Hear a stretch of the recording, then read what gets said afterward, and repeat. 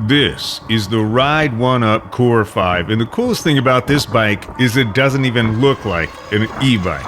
But this thing can hit 28 plus, almost 29 miles an hour in pedal assist. It's crazy. Full 750 watt motor. So many great things about this bike by Ride1Up. And you know what? It's lighter than other bikes as well. And there's just so much to like about this thing. Now, it comes all kind of tied together. So there's a couple of boxes in here. You're really going to want to lay this down, not really deadlift it out of the box for the safest results so you don't mess anything up here. It comes really well packaged in shipping. There's 3 boxes in here. One's going to have your battery charger in here. You're going to want to know where that is pretty soon because you're probably going to want to charge your battery either before you start building this or during the building process because it's going to take several hours for this thing to charge up, especially if it's dead from the factory. I think ours had a little bit of a charge, only took an hour or two, so that is nice. In the other box, you're going to find your pedals. You're going to find your reflectors. This does not have lights. And at this price point, that is totally okay. You can add lights if you want to later on. This was nice, too. They sent you a hat. Nice, cool little ski hat. It's pretty well made, too. With the Ride1Up logo, so you can wear it loud and proud. A little card with technical support stuff and a really nice Allen wrench set with just about all the tools you're going to need to build this thing. And I thought that was pretty cool to include that. I just put that in my bag and take it with me just in case I need to adjust my handlebars or my seat at some point. So you're going to cut all these little ties off, but be careful. You don't want to scratch it, and you don't want to cut any of the cables. Now, there's cables that go from various parts on this bike. You want to make sure you don't cut those or you're going to be in trouble. The tires mine were pretty flat, so I just want to pump those up before I assembled everything together. I've got this cool little automatic pump, so that is cool. And be careful before you throw away all the packaging materials. You may find something you need, kind of hidden in a little surprise place. These are your spacers for your fork and your handlebars. So the first thing you're going to want to do is, you're going to have to put that. Now, see, there's this little washer on the bottom there. It's split. You're going to want to take that off before you do this. So that actually is the first piece that goes facing down on top of the handlebar assembly. So take that thing off and then drop that on the top. And then you're going to put your first spacer on there. Washer, I'm not exactly sure what these are called. And you see it's going to go down like this with a couple of spacers on top. And it's going to fit in there perfectly and give you a nice tight seal for that front fork. So it's not going to wobble or do anything weird. You pop those 2 guys on. Now it's time to put your handlebars on. And this is nice. This is pretty much assembled for you. You just want to go through and tighten all these Allen bolts too, in case they wiggle their way loose in shipping.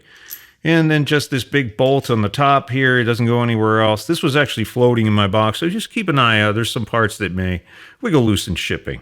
So it's all in there, and again, all the tools you need are included. So you just take your Allen wrench, tighten that guy up, tighten all the little brackets and braces and bolts around your handlebar so it doesn't move anywhere. Get it in a nice comfy position exactly where you want it, and it's not going to go anywhere. That's pretty cool. So tighten all these little bolts here, and you will be ready to ride before you know it. Pretty easy installation, actually. So you're going to put your front wheel on. Now, this is a little tricky if you're doing it by yourself.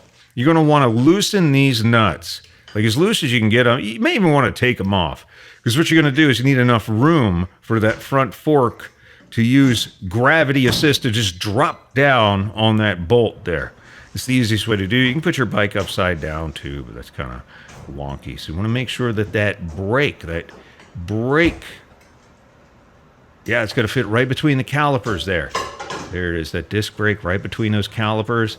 And then you're just going to let gravity do its job and just let the fork drop right down on that bolt. Now, I didn't have that left side open enough, so I opened it a little bit more, and then it just kind of, once I got it to the right area, it just popped in there, and then tightened those bolts up. And you can finger tighten them at first, and just use your wrench to tighten those guys up because you don't want your front wheel to go flying off if you go mountain biking. These are not 4-inch wheels, they're 2.5-inch wheels, but again, at this price point, it's going to make it a little bit lighter, a little less expensive. The kickstand's included too. That was nice. Take your 15mm wrench, tighten those bad boys up, and they're not going to go anywhere. I think there are torque values in the manual, but usually if you just turn it really, really, like your turn's going to be really, really, really tight. It's not going to go anywhere. So now you could charge this battery while it's on the bike.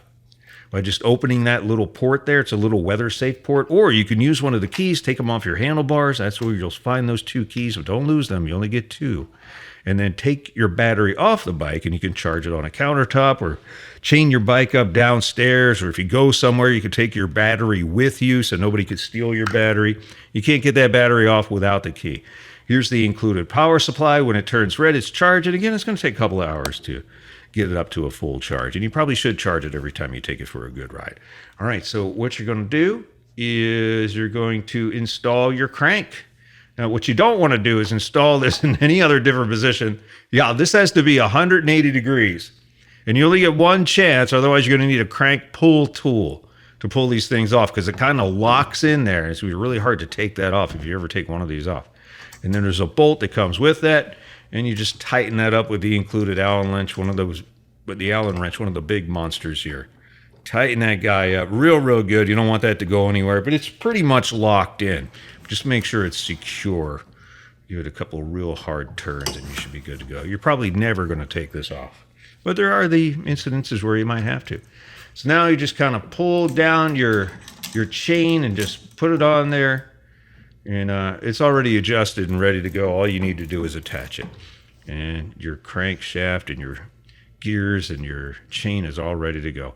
Now you're going to put on your pedals. Real simple. They're labeled left and right. And it'll tell you on the sticker which way to turn them. This can be a little tricky sometimes to get them in the threads.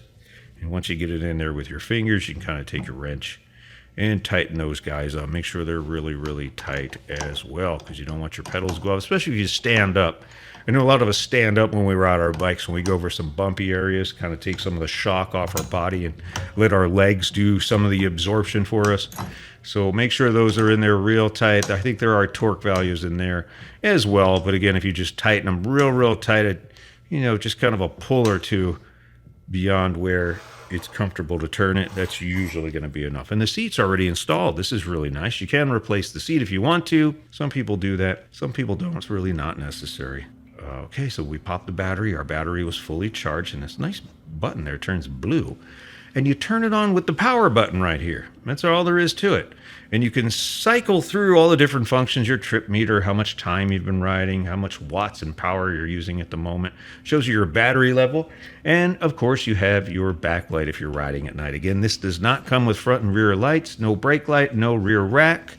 But no big deal. And you have a thumb throttle on the left this time. If you want to ride it as a bicycle, remember, first and foremost, this is a 7-speed bicycle. Here is your Shimano shifter. But if you don't want to do that, you could always hit the throttle, and you have 5 levels of pedal assist. And this is a class 3 with a 750-watt motor. Can get you up to 28 miles an hour in pedal assist. And we did that and proved that it is possible. Always like to test it. Make sure everything's connected before I take her out. Make sure the brakes are working. Make sure we tightened up all our bolts and nuts there and took her out for our first test ride. Throttle's working good. Pedal assist is working great. Everything's nice and tight and ready to rock and roll. This is my first ride. Now, a lot of people recommend, and this is really good advice, that you ride it like a bicycle first. Kind of get the feel of it, because some of these e-bikes are a little heavier, especially if this is your first e-bike. So ride it like a bicycle first and then kick into the motor. Okay. All right, so I did my first pedal assist. Can I get this up to 28? Yes, I'm above 28 miles an hour on my first test ride.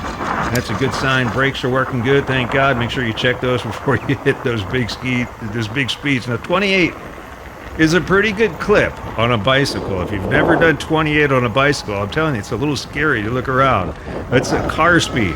It seems slow in a car, but once you're on a bike, man, you're flying. I'm not gonna lie, it's pretty cool. But you can get places faster. Remember, first and foremost, if you ever do run out of battery juice, it is still a bicycle, and that is a great thing. It's a beautiful bike. Doesn't even look like an e-bike, and I think you're going to enjoy the heck out of this like I am. Ride1Up Core 5.